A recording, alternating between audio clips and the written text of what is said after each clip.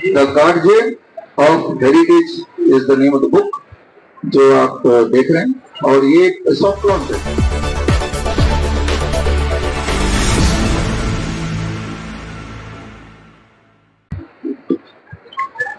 The guardian of heritage is the name of the book जो आप देख रहे हैं, और ये एक सॉफ्ट लॉन्च है, प्री लॉन्च है। इसका एक्चुअल लॉन्च 14 फरवरी को होगा त्रिवेणी कला संगम में, और ये Indo Vietnam cultural exchange program के तहत, यानी कि आप अगर इतिहास में जाएंगे तो आप देखेंगे कि भारत और वियतनाम का करीब 7th century onwards, 7th century से पहले कल्चर एक ही था।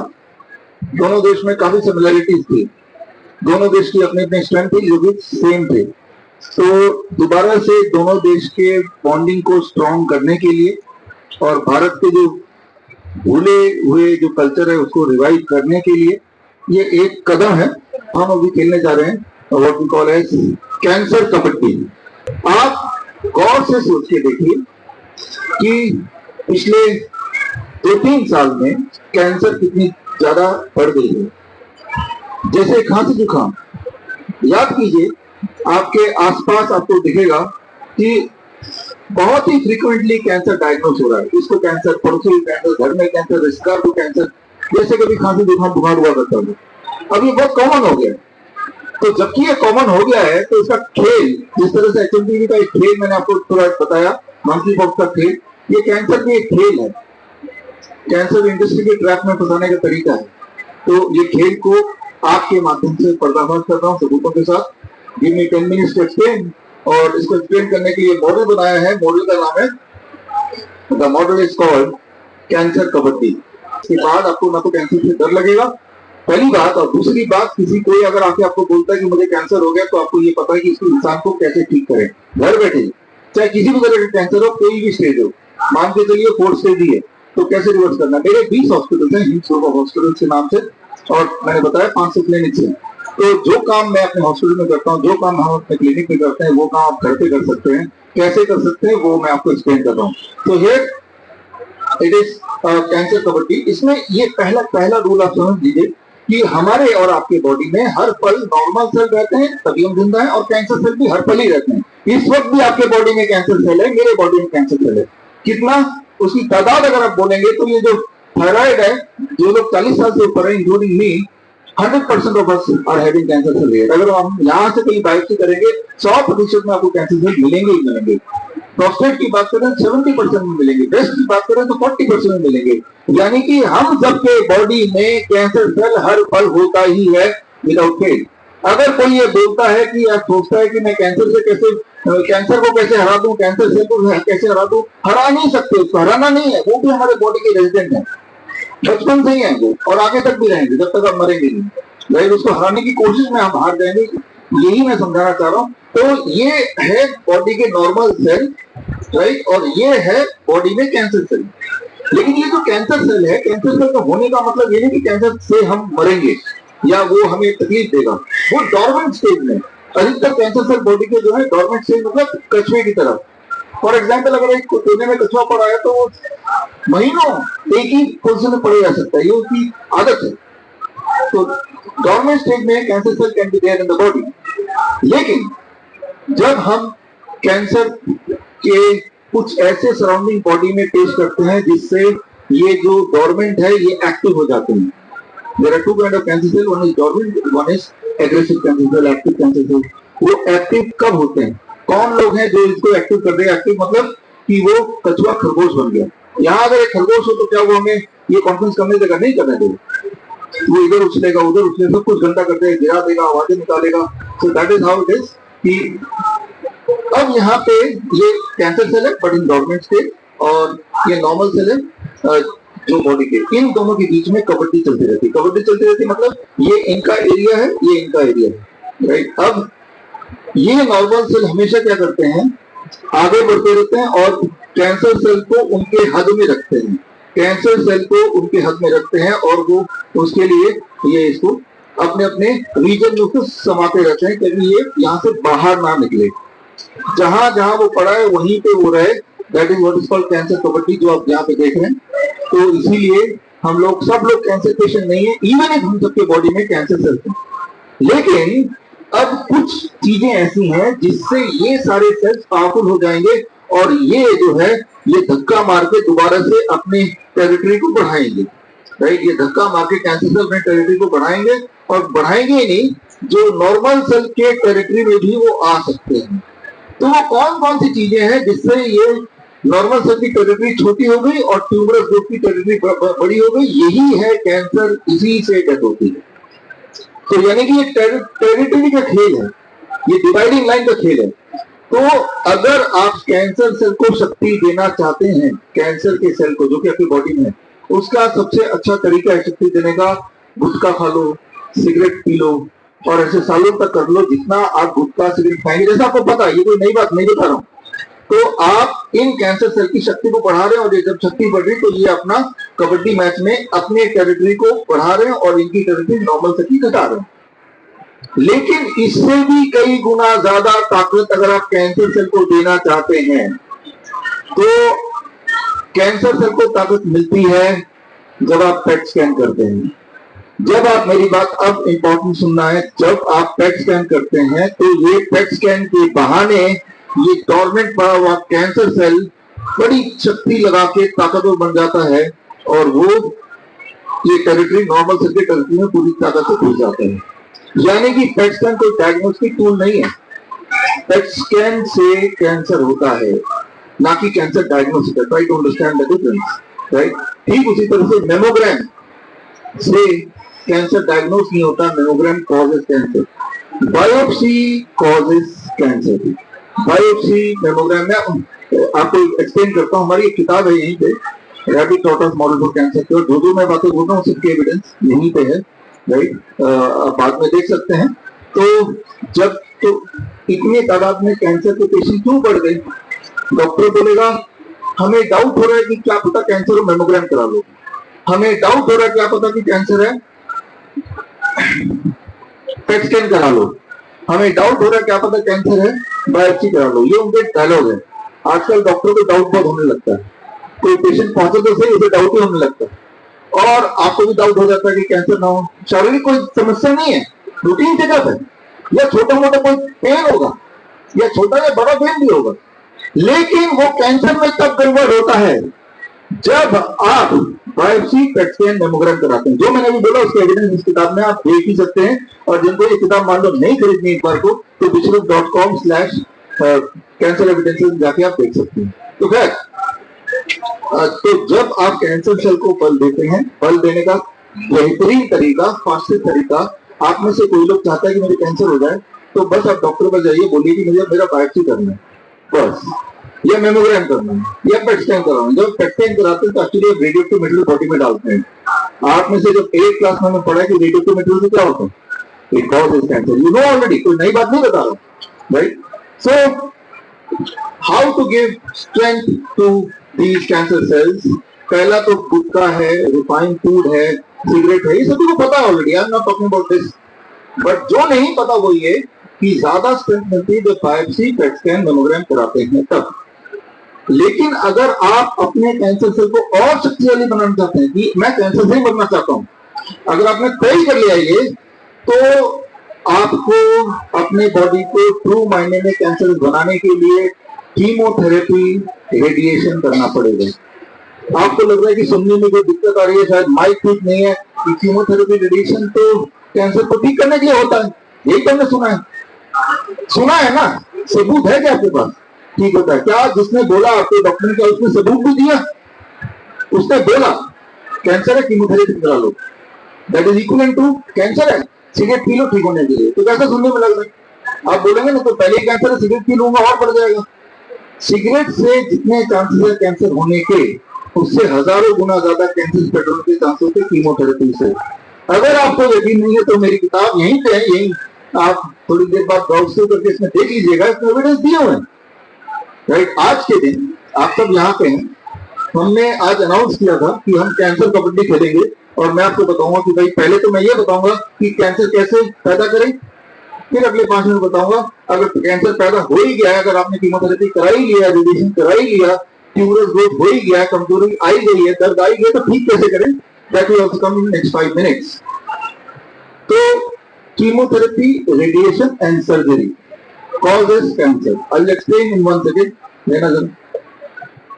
अब देखिए ये पेड़ है और मान लीजिए ये जो पत्ते हैं ये कैंसर सेल्स है, तो डॉक्टर क्या बोलेगा, सर्जरी करा लो, ये पत्ते जो है ट्यूमर है, डॉक्टर क्या बोलेगा, ट्यूमर को हटा दो, काट दो इसको। तो अब मैं ये ट्यूमर यानी कि पत्तों को काट दूंगा तो दिखने में लगेगा अरे ट्यूमर गायब हो गया। अब कुछ दिन बाद जब दोबारा यहीं आएंगे तो क्या देखेंगे आप, पत्ते दोबारा आएंगे कि नहीं आएंगे? कितनी बार पत्ते काटने के बाद फिर पत्ते आने बंद हो जाएंगे? जीवन में कभी भी नहीं। ये कोई पेड़ की बात है, लेकिन बॉडी की बात इससे थोड़ी और अलग है।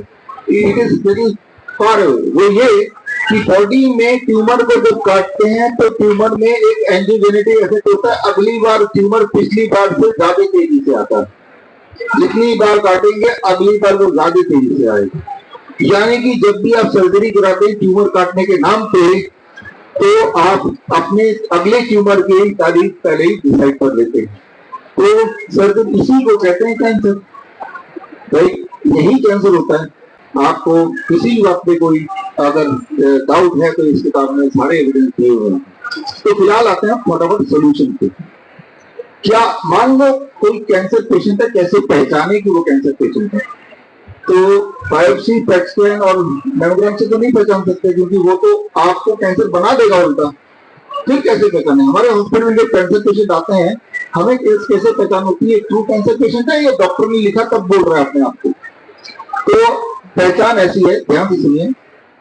जो असली वाला कैंसर पेशेंट होगा उसमें 4 साइंस होंगे। पहला, एक्सट्रीम वीकनेस, और कमजोरी, उठा ही नहीं जा रहा, that is 1। Second, extreme pain, 2, right. Third, उसका हीमोग्लोबिन लगातार गिरेगा, 10 से 5 हो जाएगा 1 महीने में। तीसरा, राइट। और चौथा, उसकी कोई अगर वुंड है तो वो हील नहीं होगा, तो ट्यूमर ग्रोथ है तो वो बढ़ता ही जाएगा।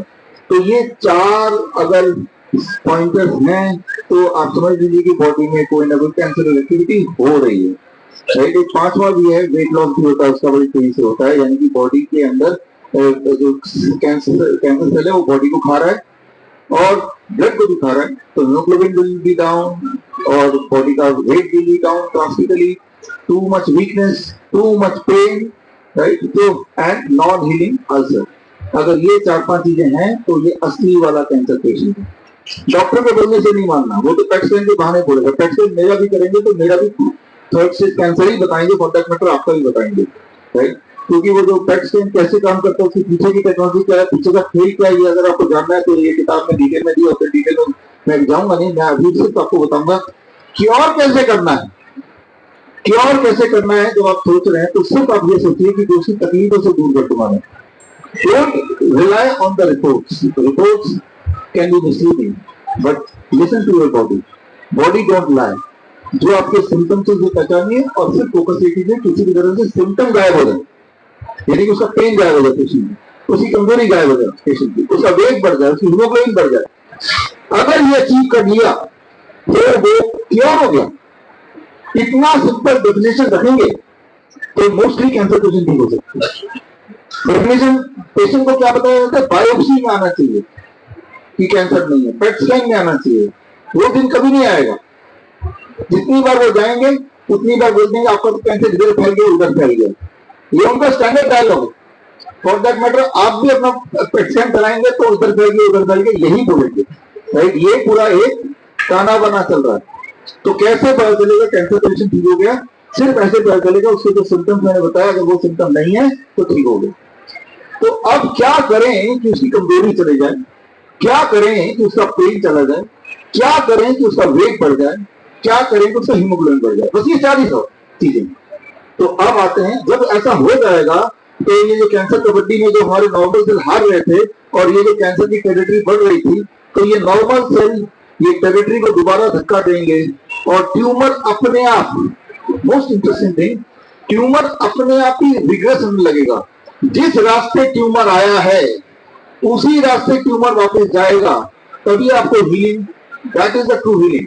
तभी आप मानेंगे ट्रू हीलिंग, तब दोबारा ट्यूमर नहीं आएगा। लेकिन उसको काटेंगे तो दोबारा दोबारा आता रहेगा। यानी कि जिस रास्ते ये कैंसर सेल आए थे, ये नॉर्मल सेल है, उसी रास्ते इनको वापस धकेला, अपने अपने पिंजरे में इसको बंद कर दिया, लिटरली, राइट, जहां इसका, और यहाँ पे आके नॉर्मल सेल ने पहरा दे दिया। अब ये सिचुएशन कैसे क्रिएट करना है, हम अपने हिंद ग्रुप हॉस्पिटल में कैसे करते हैं? हमारे हॉस्पिटल में 30% 20 से 30% कैंसर पेशेंट ही होते हैं, असली वाले वो बाय माय डेफिनेशन, जिनमें वो चारों सिम्टम याद है ना, चारों सिम्टम कौन से? तो हम क्या करते हैं, स्टेप बाय स्टेप। स्टेप 1, उन पेशेंट को हम देते हैं circadian DIT diet. DIT diet आपको पता ही है, नहीं पता तो गूगल कर लीजिए, DIT डाइट, राइट, हमारी इस किताब में भी है, यहाँ मेरी लिखी हुई जितने भी किताबें उनमें DIT डाइट हर एक में दिया हुआ है। तो हम उनको सर्केडियन DIT डाइट देते हैं। DIT डाइट की 7 प्रकारों में से एक प्रकार देते हैं, सर्केडियन डॉक्टर की किताब है, उसमें भी आप देख लेंगे, नहीं तो मैं आपको समझा देता हूँ, 1 मिनट लगेगा। 12 बजे तक से उनको फल पे रखते हैं, 3-4 तरह के फल पेट भर के खिलाते हैं, कुछ और नहीं। लंच में पहले सलाद देते हैं, उसके बॉडी वेट के अनुसार। मान लो मेरा बॉडी वेट मान लो 70 kg है, इंटू 5, 350 ग्राम सलाद। उसके बाद ही रोटी सब्जी चावल देते हैं। डिनर में उनको सिर्फ सलाद पे रखते हैं, food only one, this we call it circadian DIT diet. Rule number 2, eat with the packet of 8 hours. 10 बजे से लेके सुबह शाम के 6 बजे तक ही खिलाते हैं। शाम के 6 बजे के बाद 16 घंटों की फास्टिंग होती है, पानी पी सकते हैं, राइट। याद रखिए, ट्यूमर को जो फूड मिलता है, ट्यूमर को खाना मिलता है, ट्यूमर जो फीड करता है, खाता है बढ़ने के लिए, वो सूरज ढलने के बाद होता है। तो सूरज ढलने के बाद आप खाना खाइए। अब जब खाना नहीं खाएंगे तो एक और प्रोसेस बॉडी में शुरू होता है, जिसको ऑटोफेजी, कि बॉडी को खाना चाहिए तो जहां जहां ट्यूमर है, बॉडी उस ट्यूमर को तोड़ेगी, ब्रेक करेगी, और वहीं से खाने की सप्लाई, पूरे न्यूट्रिशन की सप्लाई पूरे बॉडी में करेगी, दैट इज कॉल्ड ऑटोफेजी। यानी कि जब 16 घंटे वो इंसान वो पेशेंट नहीं खाएगा तो जहां ट्यूमर डेवलपमेंट थी वो अपने आप रिग्रेस होगा, वो अपने आप कम होगा, राइट। तो इसमें डेयरी प्रोडक्ट बिल्कुल मना करते हैं, नॉन वेजिटेरियन फूड बिल्कुल मना करते हैं, फैट एंड रिफाइंड फूड बिल्कुल मना करते हैं। यानी कि 10 से 12 बजे सुबह, 10 से 12 तो कुछ नहीं खाना है, सिर्फ फलाहार, लंच में सलाद प्लस कुछ फूड, डिनर में सिर्फ सलाद, पेट भर के, राइट।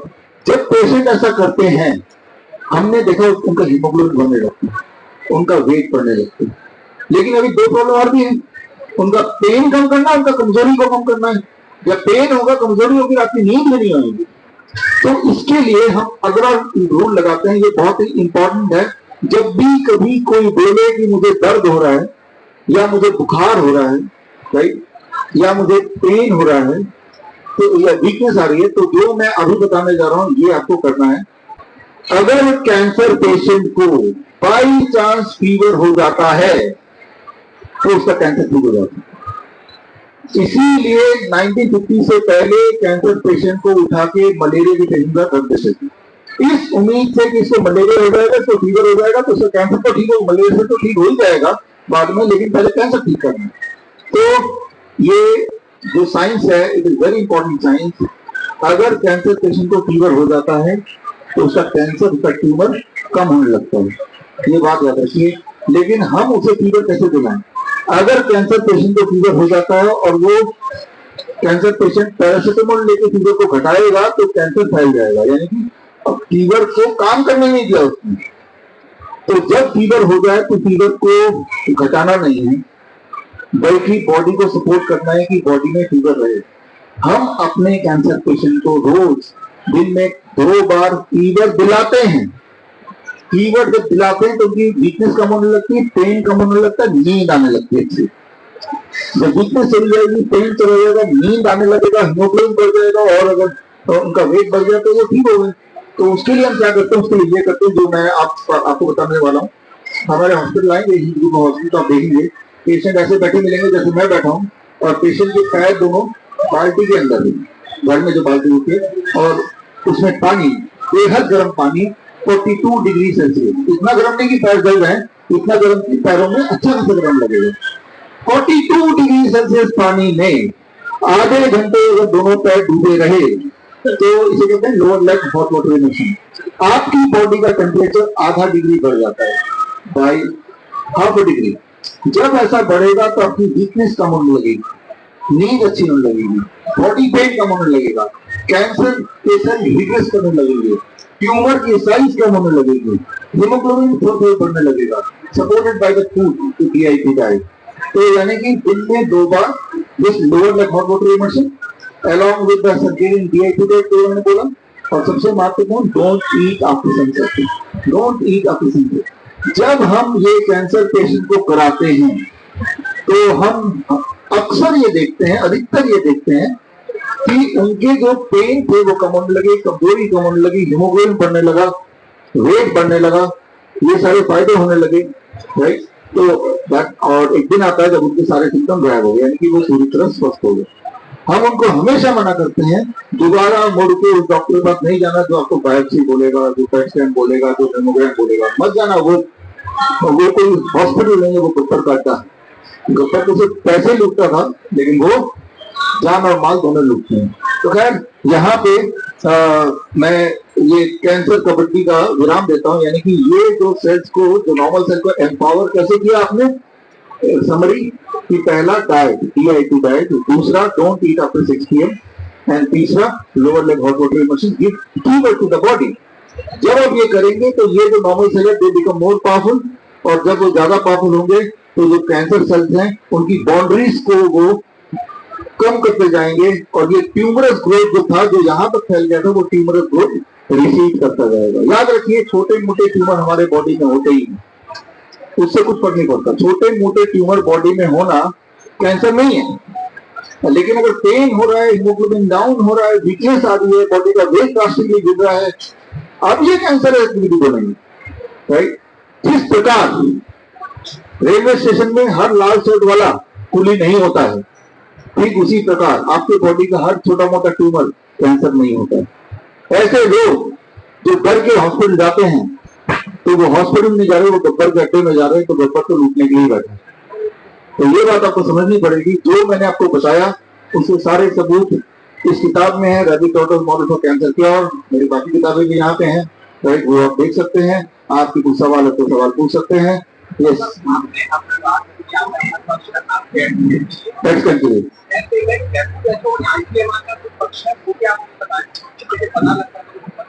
देखिए WHO ICMR हमारी जो हेल्थ मिनिस्ट्री, वो तो ये बोलेगी कि हर 6 महीने में सभी को पेट स्कैन कराना चाहिए।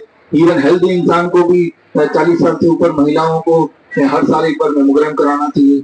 तो वो तो ये बोलती है, लेकिन इम्पोर्टेंट नहीं है कि वो ये बोलती क्यों कराना चाहिए, इसका बेसिस क्या है, वो साइंटिफिक एविडेंस नहीं देती है। वो उनके अगर बात मानो तो वो तो ये चाहते हैं कि सारे के सारे लोग असली वाले पेशेंट बन जाए, मेमोग्राम के बहाने, पेट स्कैन के बहाने। तो जो स्टैंडर्ड उन्होंने जिस तरह के नियम लगाए हुए हैं कि कोई भी इंसान आए तो उसका पेट स्कैन कर डालो, ये बोल के कि हमें डाउट है कि ये कहीं कैंसर ना हो। ये डाउट बहुत होता है उन लोगों को, और आप भी डर जाते हैं क्योंकि आपको कुछ पता नहीं है। आपको लगता है कि ये जो बोल रहा है ठीक ही बोल रहा हो। आप सोच के देखिए, सब लोग, आप में से कई लोगों ने वो 2 इंजेक्शन लगाए थे कोविड के, काफी लोगों ने लगाए थे, काफी लोगों ने लगाए नहीं है, राइट। जिन्होंने मेरी पहले वीडियोस देखे, हमने किताब निकाली Covid 1981 the virus in the vaccine, यहाँ पे है। वैक्सीन के आने से पहले हमने वो किताब निकाली, वो यहाँ पे है। 1 question that can change your life, वो किताब भी यहाँ पे है। वैक्सीन के आने से पहले उसमें पहले ही लिख दिया था ये वैक्सीन कोई मत लेना क्योंकि इससे मौतें होंगी। मौतें हो रही हैं आपकी आंखों के सामने, और जो लोग मरेंगे सब मरेंगे नहीं, उनको साइड इफेक्ट आ रहे हैं अलग करके। आपको भी आ रहे हैं, आपको पता है जिन्होंने लगाया है ना, आपको भी ऑलरेडी ये पता है। लेकिन सोच के देखिए, क्या जो आपके घर के आसपास के डॉक्टर्स हैं, वो डॉक्टर्स जिन पे भरोसा करते हैं, क्या उन्होंने मुंह खोला कि नहीं लगाना चाहिए था वैक्सीन? हाँ,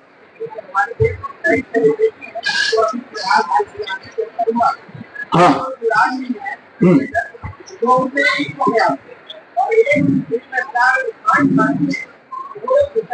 चले गए थे।